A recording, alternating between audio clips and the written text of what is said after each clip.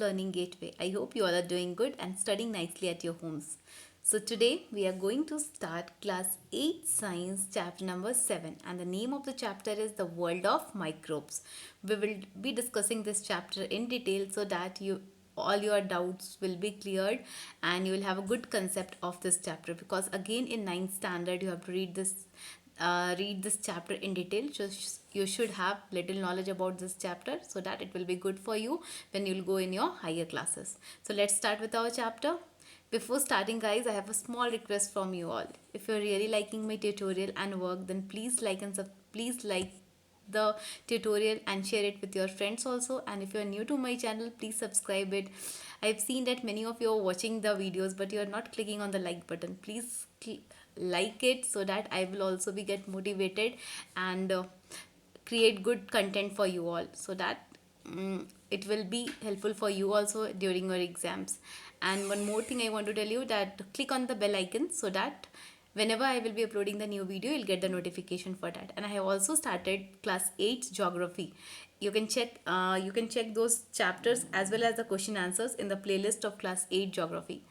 If you want, you can go through those videos, it will be helpful for you. So let's start with our chapter.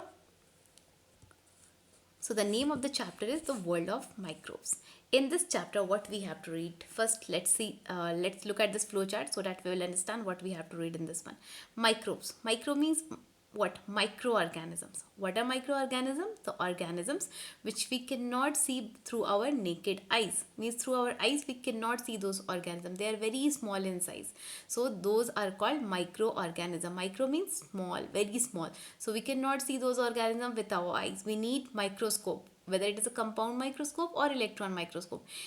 We need those microscope to look at those structure. With our eyes we cannot see those structures. So in this chapter we'll read about the different types of microbes like bacteria, fungi, virus, protozoa. About those things we'll read in this chapter. Okay, so about the microbes types like these bacteria to fungi, will read these things. About vaccines we'll read, and at first we'll read about Louis Pasteur Swan Neck flask experiment. Louis Pasteur was a scientist. Okay, he has given his one of the experiment is also known as father of microbiology. About this scientist we'll read, and about this experiment we'll read. Then we'll read the different shapes of bacteria. Generally bacteria are having four shape. About those four shapes we'll read in this chapter. About vaccines, antibiotics, because they help us to prevent the diseases caused by the microorganisms. So we'll read about vaccines and antibiotics also. And disease caused by microscopes. There are various types of disease which are caused because of the microbes, whether in plants or it can be animals or human beings. They cause various types of diseases in plants, animals and human beings. So about those diseases we'll read in this chapter. So let's move towards our chapter.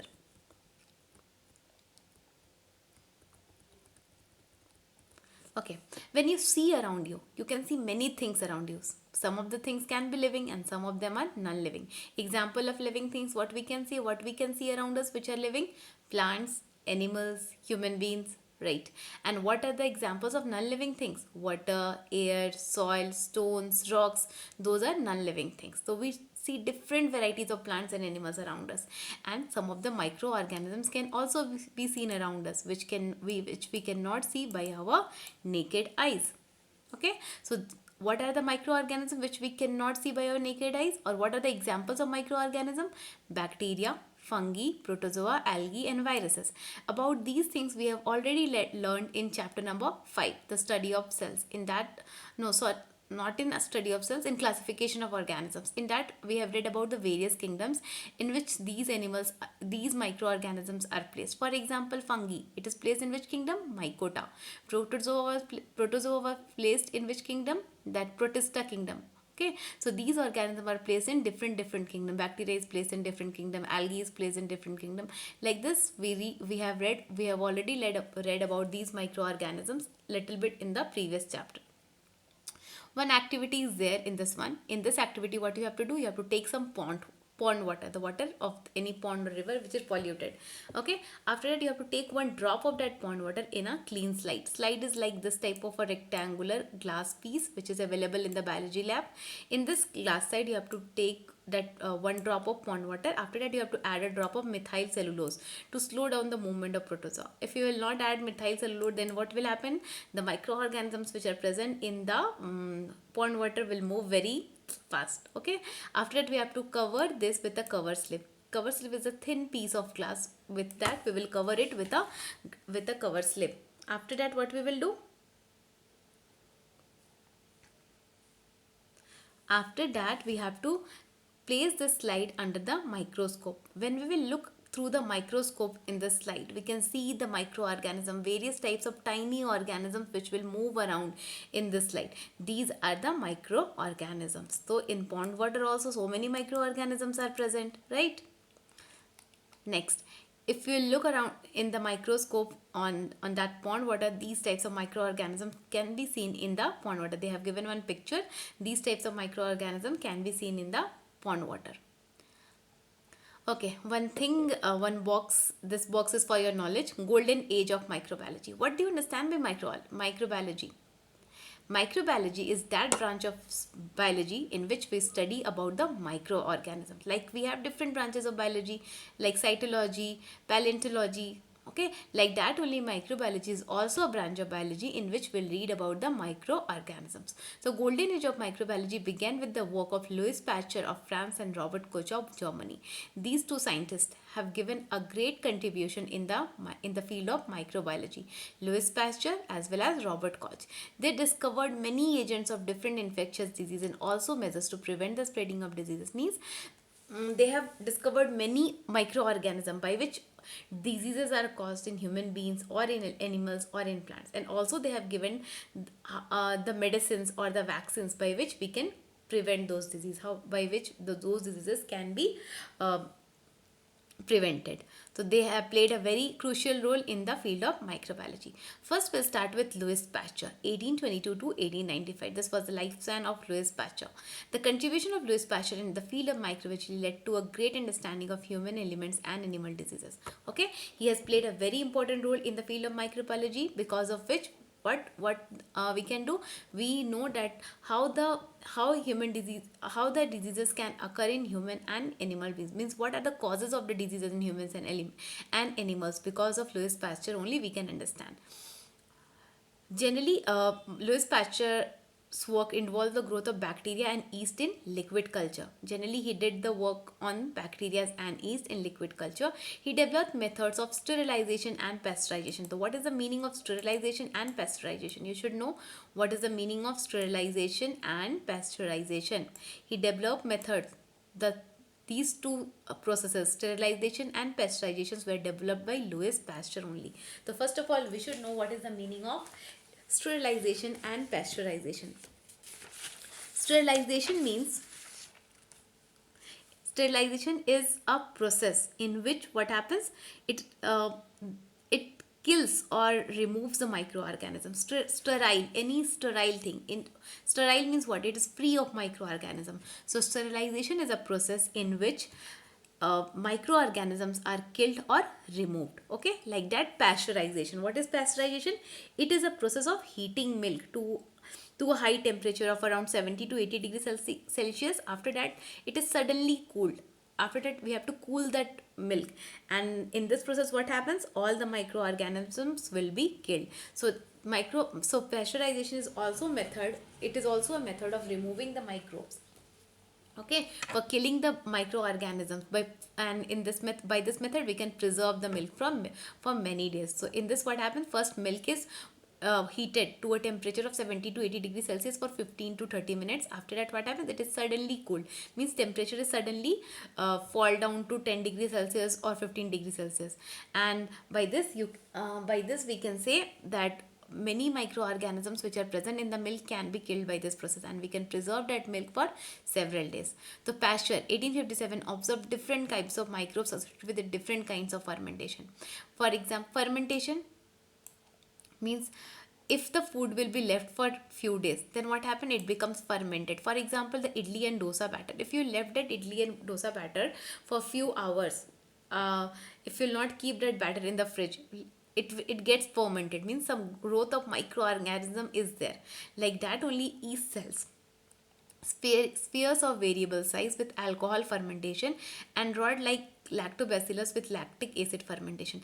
Alcohol fermentation, it is a method of preparing the alcohol. In these, yeast cells will be involved. Okay, and they are the shape of the yeast cells will be spheres in shape. Like that only for making curd. Curd is made from the milk. Curd we can make from the milk. And for making the curd from the milk, which bacteria is responsible for that? Lactobacilli bacteria. Lactobacilli, or you can say lactobacillus bacteria. That is useful for converting that milk into curd. This finding led Pasteur to state that specific microbe may cause specific disease in man. Because of these things, that lactobacillus can convert milk into curd. In alcohol fermentation, yeast cells can be helpful, and because of sterilization and pasteurization, he can conclude that many specific microorganisms are there which can cause specific diseases in human beings also.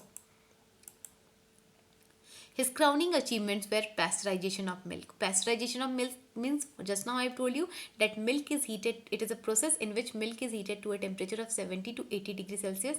After that, that milk is suddenly cooled to 10 degrees Celsius.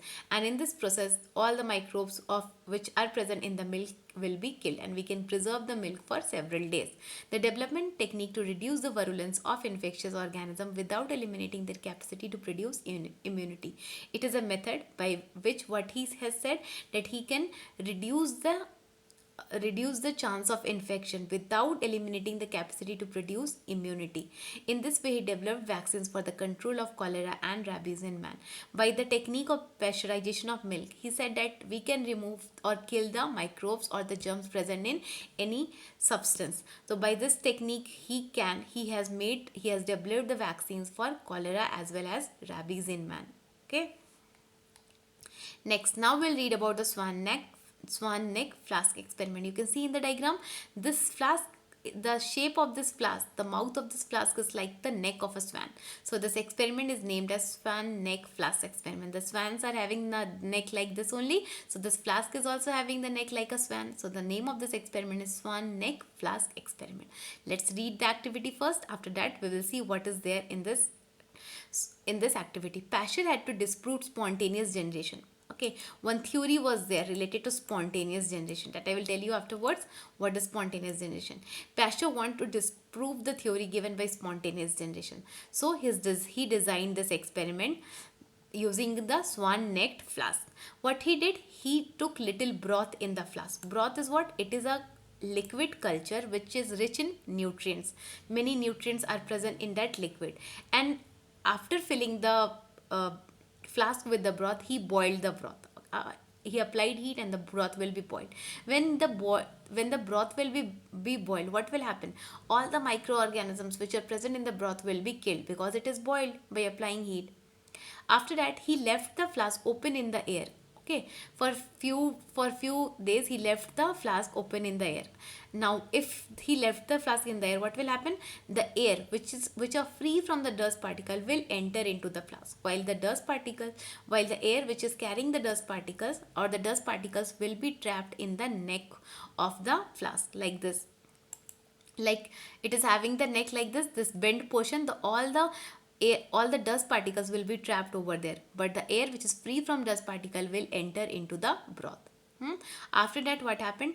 He after few days, he left the broth like that only, but after few days he broke the neck of the flask. Like that, he broke the neck of the flask, and he tested the sample of the broth using the microscope. When he has tested the sample of the, he has taken the sample and has seen the broth under a microscope. What he has seen?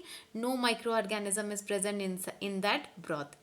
He broke the neck, took a sample of broth and examined under microscope. He found no microorganisms are present in the broth. Based on this, Pasteur concluded that living organisms do not arise from non-living matter. So what he has concluded using this experiment, he said that living organism cannot arise from the non-living matter. In this broth, only non-living things are there. Broth is a non-living thing.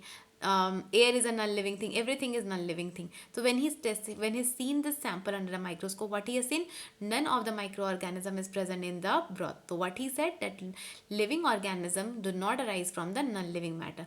Thus Pasteur experiment disproved the theory of spontaneous generation. By this he has proved wrong the theory of spontaneous generation. So this was the experiment. I hope you all have understood. He has taken one flask, and the name of the flask is Swan Neck flask. In that he has taken some broth. Broth is a liquid which is rich in nutrient. After that he boiled that flask, and after few days what he did, he left the flask in the air for few days, and when the air will enter inside the flask, the air which is free from the dust will enter into the flask, while the dust particles will be trapped in the neck of the flask.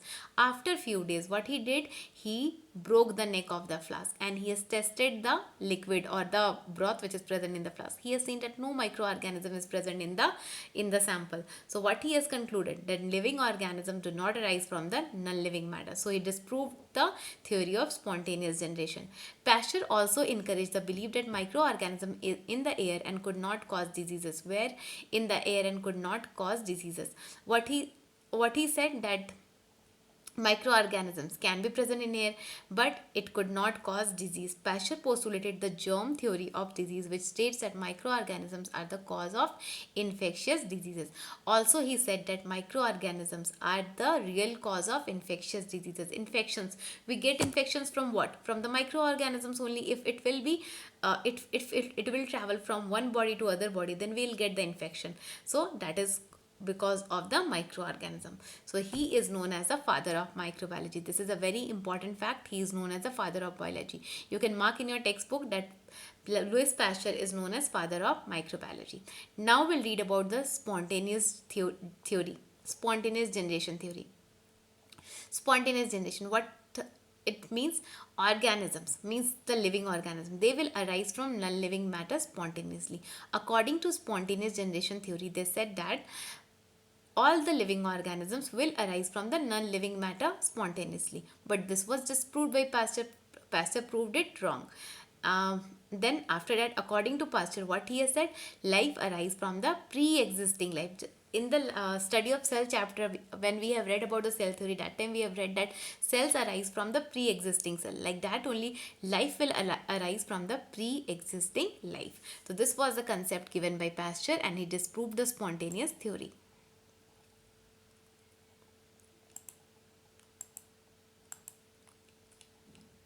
Next scientist was Robert Koch, and he was a contemporary of Pasteur. Contemporary means he was of the same generation of that time only. So he is known as the contemporary of Pasteur. Both of them have given their great contribution in the field of microbiology. So now we'll read about Robert Koch, 1843 to 1910. He made his contribution on new procedures for staining, visualizing and growing bacteria. Means he has given his ideas on new processes, new procedures for staining. Staining means coloring. Stain means what? Colors. Okay. Visualizing, looking at those, and growing bacteria. Growing means increasing the number of bacteria. He solidified liquid culture media with agar. He has taken some liquid solidified culture media with agar. Agar is a type of chemical. He also isolated and characterized the bacilli of anthrax and tuberculosis and demonstrated their causative role by a series of experiments. Then anthrax. Anthrax is also caused by a bacteria. Like that also, tuberculosis will be also caused by a microorganism. So he has taken those organisms and demonstrated their role by carrying out a series of experiments. After identifying the anthrax bacillus, Koch advocates his postulates. They are. Now we'll read about the postulates given by the Robert Koch. What was his view that he has given in these 4 points? First one, the disease agent can be present in every affected case and absent in healthy individuals. What he said, the disease agent means the microorganism will be present in all the affected case, means in all the affected organism, and it will be absent in the healthy individuals. Right? It is true that if any person is suffering from any disease, that microorganism will be present in their body only, but it is absent in the healthy individual's body. The agent can be isolated and cultured in vitro. The microorganism, it can be taken out from their body and cultured in vitro, means we can provide it suitable conditions so that it can grow. In vitro means inside, cultivated in a laboratory environment. We can grow that microorganism in the laboratory. Disease can be produced when a pure culture of pathogen is inoculated into susceptible host. How disease can be produced? If that culture carrying that pathogen means disease causing organism. If that is inoculated, injected into a host means any organism's body. If that host, that microorganism will be injected in anybody's body, then only the disease can be caused. The agent must be recovered from infected host, must be recoverable from the infected host, the agent microorganism. Then after that, what? Recoverable means we can take out that microorganism from the infected host. He was awarded a Nobel Prize. This is also important. He was awarded a Nobel Prize in the year 1905 for his work on tuberculosis. So why he got the Nobel Prize in the year 1905? Because of his contribution in tuberculosis. Now, where do microorganisms live? Microorganisms can live in anywhere, in the air, in soil, in water, anywhere they can live. Microorganisms are widely distributed in nature and exist as unicellular, multicellular or cell clusters. Means microorganisms can be unicellular, made up of single cell. Uni means one. Multi means many. They can be made of many cells or cell clusters. They can occur in group also. Cluster means like a ball. In the group they can also occur. Some microorganisms are beneficial and others are harmful. Microorganisms, they can be useful for us also, and they can be harmful also. For example, the microorganism which is used for making curd, lactobacillus, it is useful because we are making curd from that. Even for making the cheese, many microorganisms are used. Okay, like that. For making leather also, in the leather industries also, some of the microorganisms are used. But if the microorganism will spoil anything, for example, some of the microorganisms are related to spoilage of food. If we leave the food for 1 or 2 days, then what happens? Microorganism will grow on that, and they will spoil the food. So those microorganisms are responsible for making the food spoiled one. We have to throw that food, we can't eat. So those are harmful also. And even some of the microorganisms cause so many diseases, so those microorganisms are harmful. So what we have learned, that some of the microorganisms are useful and some of the microorganisms are harmful. The major types of microbes are, what are the different types of microbes? Bacteria, fungi, protozoa, algae and viruses. These are the different types of microbes which we will read in this chapter. First we'll read about bacteria. Okay, so bacteria are unicellular organisms. They are made up of single cell, and the cells are described as prokaryotic. The bacterial cell are prokaryotic in nature. Prokaryotic means which do not have a definite nucleus. They lack a definite nucleus. Two types of cells are there, prokaryotic and eukaryotic. Prokaryotic means they do not have a definite nucleus. Eukaryotic means they have a definite nucleus. So bacterial cells are prokaryotic in nature. Again, one activity is there. In this activity we have to take curd. We have to take 1 drop of curd in a slide. Again, we have to spread that curd in that slide and heat it. When we will heat that curd, it will be fixed in the slide. After that, we will add methylene blue stain. It is a color. Okay, it is a stainer which we have to add on the curd and leave it for 1 minute. If excess stainer is then we will wash it with water. And under the microscope, when we will observe that curd, what we can see rod shaped of bacteria or microorganisms can be seen on the curd, and the name of that bacteria is lactobacilli. And their shape is rod shape, like you can see in the diagram, like rods their shape is. So these are the lactobacillus bacteria which are present in the curd. Now, what are the different shapes of bacteria? There are 4 different shapes of bacteria. First one is rod shape. Rod shaped bacteria are called bacillus. Like for example, lactobacilli. Their shape is rod shape, so they are called lactobacilli. Next one, if the shape of the bacteria will be spherical in shape, then they are called coccus. Those bacteria are called coccus. If the shape of the bacteria will be spiral shaped, then those bacteria are called spirilla. And if the shape of the bacteria are curve shaped or comma shaped, then they are called vibrio. So altogether we have 4 different shapes of bacteria. Rod shaped called bacillus, spherical shaped called coccus, spiral shaped called spirilla, and curve shaped called vibrio. By observing figure 7.6, we can know that cocky bacteria may be single in pair. Cocky. In next page we will see that diagram. Comma shaped bacteria are called Vibrio. Spirally coiled bacteria are called Spirili. Okay, so this comma curve shaped are also called Vibrio, and comma shaped bacteria are also called Vibrio, and spirally coiled bacteria, they are called Spirilla or Spirili. In this diagram, you can look at the diagram figures. Corky, they are spherical in shape. Okay, it can occur in cluster, or it can be in the form of chain, or it can occur single also, or in pairs also. You can see it can occur in pair, it can occur in chair, it can occur in clusters. Rod shaped bacteria, they are having this types of shapes. Then curved bacteria, which are called Vibrio. Curved bacteria or comma shaped bacteria. These are the examples of spirilla, spiral shaped. This is a diagram of typical bacterium. This question also you have in your textbook. In the question number 4 or 5, draw the diagram of typical bacterial cell. Then you will draw this diagram. It is having here like projections all over the body. These are called pili. Next, it is having a mesosome. Cytoplasm, the liquid which is present inside the cell, is called cytoplasm. As we have in plants, cell wall is present. The outer covering is called the cell wall. In bacteria also, the cell wall is present, and the second layer of wall is called the cell membrane. Ribosomes are used in the synthesis of protein. They make the protein, and this long hair like projections or thread like projections are called flagellum. With the help of flagellum, they can move from one place to other place. And in the center, we have the genetic material, that is DNA, deoxyribonucleic acid. Full form of DNA is deoxyribonucleic acid. Okay, it is containing nucleic acid, so it is called nucleoid.